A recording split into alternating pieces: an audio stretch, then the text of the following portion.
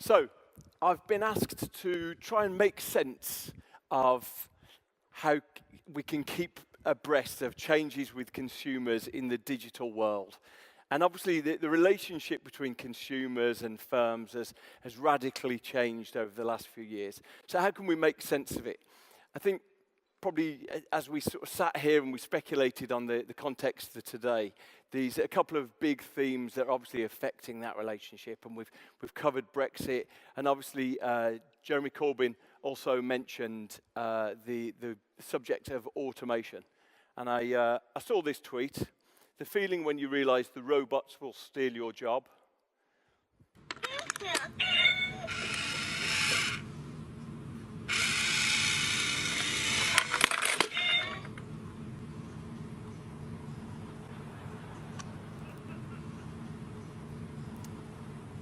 So what I'm going to try and do on the next 15 minutes, I'm going to try and take us on a journey where I believe that consumers are sending us messages. The truth is out there, that actually consumers are trying to tell businesses what's going on. And so what we're going to try and do is we're going to go on an excursion to see if we can reach out to those consumers and hear the messages they're sending us. So let's start by looking at a couple of bits of data and a couple of bits that might be of interest. How can we learn about this year, for example? One of the things that maybe hasn't escaped your attention if you're looking at 2017 is the subject of fidget spinners. Everyone know what fidget spinners are? So fidget spinner, this is the fidget spinner being demonstrated here. Device created to keep children's attention in classrooms. But it's been something of a phenomenon this year. If we were looking at 2017, we'd probably have Donald Trump holding a fidget spinner as we look at it. But let's have a look. So this is Google search data, and anyone can take Google search data and try and understand. And in aggregate, we can see the messages that consumers are sending to us through Google search data. So let's have a look through the course of this year. This is UK searches for fidget spinners. Okay, so we bring the data in. Right, okay, we can see a pattern that's emerged there. And the pattern that's emerged there is that fidget spinners started January, February. There was no mention of fidget spinners. In fact, then we had the big peak. Fidget spinners peaked in about May this year. And in fact, they've reverted to the norm. So they've disappeared. Or take another. What other messages are consumers sending to us? Here's another trend. Everyone familiar with beard oil? It's an unbearded crowd today. I thought we'd look into this trend. Well, I'm going to extend our net a little bit further for beard oil, and I'm going to go back to 2010. So let's have a look at the data. This is UK searches for beard oil since 2010. And what can we learn from search data from beard oil? We can see, oh, right, okay, there's an interesting pattern. Beard oil peaks annually. Beard oil is a Christmas gift. People don't buy beard oil. If you see someone with a heavily lustrous beard that looks like it's being heavily protected and looked after, they're not purchasing that item themselves. They're being gifted that. The next thing we can learn from this beard oil chart is that we've passed peak beard. And peak beard, if we look at this, we can see that it was actually Christmas 2015. Now, I would say peak beard was probably the moment when this member of the Met Police was heavily featured in the national press. Probably, you know you're getting older when the police are more hipster than you are. But so consumers are sending us messages. If we're going to keep pace with consumers in the digital world, what are the messages they're sending us here? They're sending us a really clear message. If you've lined up fidget spinners and beard oil for your Christmas gifts, you're about to spectacularly fail Christmas. Right, so what else can we do? How else can we look into data, the data that's out and available? How can we look into data to keep abreast of the changes that's happening? And one of the things that you can look at is you can look at the social media posts that consumers are doing. One of the things that we've known at Twitter for a long while is that we've been approached by organizations. The Center for Disease Control in the US were the first to notice that they could look at the mentions of colds and flu and actually track whether there was going to be outbreaks and big instances of that. But it's actually got a commercial use as well. We were approached a couple of years ago by a firm that's the biggest owner, the biggest creator of deep fat fryers in the US. Pretty niche. They came to us, they said, we want to know how many tweets there are about deep fat. Not many. It was a pretty quick answer. They said, no, let us explain. They have a dominant market position in certain states in the US. And they said the challenge for us is that because we're the market leader, often we find that our products are being sort of competed against by brands, by other companies who maybe make claims that their product's better. We're convinced our product is better. But we know that there's one way to detect whether our product is working well, and it's search data related to soggy fries. Now let me give you an insight into the catering industry. If you install a deep fat fryer correctly, then you'll get a lovely, clean, crisp fry. However, if a deep fat fryer isn't installed properly, you get a soggy chip, a flaccid potato, greasy wedge that doesn't show the same crisp as a good fry. So they were able to use that data to get messages and send the messages back to where they needed to send trainers. If they found that in South Chicago, they were seeing a lot of mentions of soggy fries, it was a great place to send their engineers to train the installers. So consumers are sending us data even when they don't know they're sending us data. And we can look at that all the time. Here's another way that we can look at that. Here's some tweets that I've pulled related to housing. So one of the things that we can notice when we look at this is that these are tweets: moving house is stressful, working every hour so I can buy a house, can't wait to own our own house. So let's have a look. I've looked in aggregate across the last 12 months, and you can see that actually there's a massive volume of people tweeting about that. 300,000 tweets about buying a house, 300,000 tweets about moving house. You'll notice it's significantly smaller when we look at people talking about their first-time home. And that's a trend that we've been spotting. As we see millennials are less able to buy their own property, we've spotted that numbers getting smaller. First, we've taken their properties from them.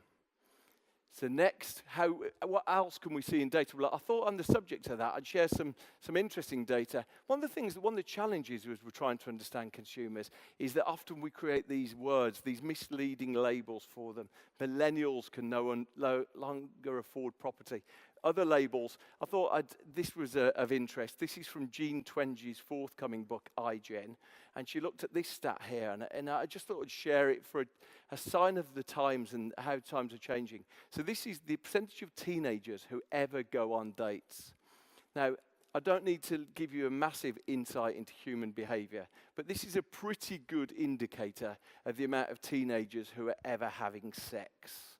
So we can see here, and in fact, what you notice is first you took their property, now you've taken their sex. Fewer kids are having sex than ever before. Of course, it's not you guys. It's not the corner office crew responsible for sex going down. It's in fact the arrival of the iPhone. Look at that. Since the arrival of the iPhone, teenagers are no longer taking drugs, they're no longer drinking, teenage pregnancy's gone down, and they're no longer having sex.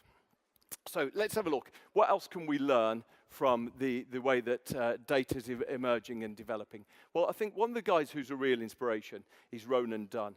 A few of you might know Ronan Dunn. Ronan Dunn used to be the chief executive of O2. And one thing that Ronan exhibited, he said he had a pattern of behavior that every night before he went to bed, he would just search the mentions of O2 on social media. He would go onto Twitter, he would go onto other platforms, he would search, see what people are saying. And it brings to mind a little bit the case study of Nokia. If anyone remembers Nokia, evidently the biggest phone company in the world if we'd been here 10 years ago. And one of the challenges that Nokia had is that as the iPhone came out, they were pretty determined, they were pretty certain that they had the answer to the iPhone. And it was the operating system Symbian. The challenge was everyone who worked on Symbian thought it was hopeless. And they repeatedly tried to send messages to the leadership, to the chief exec and his team, saying, we don't think this product's fit for purpose. And the message came back. The message came, it's time to be positive, guys. It's time to stop being so negative. Now, Ronan Dunn found a great way to cut out that filter that we all find ourselves subject to.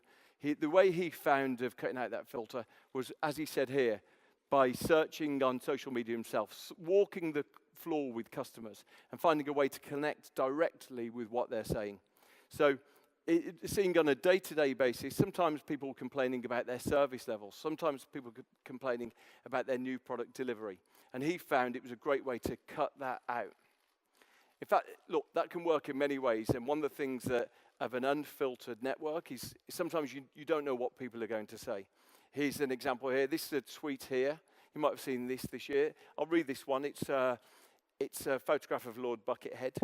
It's by Guardian Politics. It says, not sure how to explain this to our non-British followers. And there's a reply to that one. It says, let's see if I can get that. It says, hello from Germany. Who is the woman in orange next to Lord Buckethead? Now, so clearly, we don't always know how those messages are going to come, but the consumers are trying to send us messages. And here's one example of how that can produce an extraordinary business impact. So this guy at the top here is the joint CEO of Atlassian, and he's helping New South Wales and Australia. He's helping them improve, in a very aggressive timescale, he's helping improve their renewable energy. And he says here, he's commenting on this. You won't be able to fully take this in, but he's commenting here, how serious are you about this, that Elon Musk said he could install a battery for them in 100 days. Oh, well, Elon Musk replied, because walking the floor with customers, he often likes to see what people are saying about him. He says, Tesla will get you the system installed and working in 100 days from contact signature, or it's free. Is that serious enough for you? So, if we look for messages from out there, if we look for messages from consumers, they often are trying to reach out to us and connect with us. And just because I know you all like a happy ending, this is the battery that was installed. The first part of it was installed a couple of months later. So I think one of the challenges we've got is that, like the word millennial, like the word Generation Z, Generation Z, we get confused, and actually probably the biggest barrier to understanding the signals that are out there is this word here, the word consumer, because we start forgetting that actually when we look at the heart of it, a consumer is actually a person. And the good news is everyone here employs loads of people. So we have to try and find a way to try and get the signals from not just out there from the consumers who are trying to reach out to us, but also trying to understand the people who work with us. I think I'm always reminded of the incredible capability of British talent, of British business. A couple of examples, I was looking at the work that Amazon is doing, and I think probably all of us find ourselves bewitched by the power of recommendation that Amazon does. But I was chatting to their team. The next generation of product recommendation from Amazon has actually been worked on, is having machine learning added to it by a team in Edinburgh. And all of the innovation for Amazon's drones is all being done in the UK. Through a combination of great regulation and great tech talent, it's all been done on these shores. So the opportunity for us, there's no sense that British business isn't capable of some of the greatest innovation. The opportunity for us is incredibly strong. But I think I'm reminded that at the start of the day, Paul Dreckler was saying that the biggest challenge for British business is thinking about investing in technology and investing in management.